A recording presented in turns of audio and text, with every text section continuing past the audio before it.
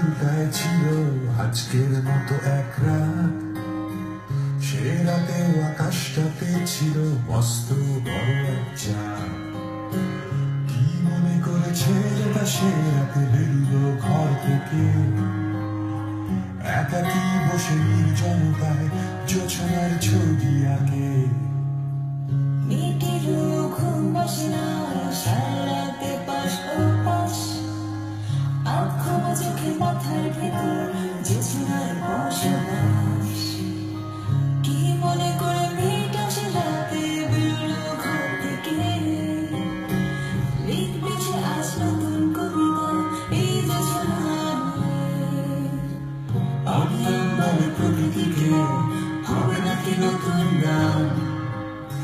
প্রকৃতি বলে ভাবতে দে আমায় তুই একটু ত্রাণ।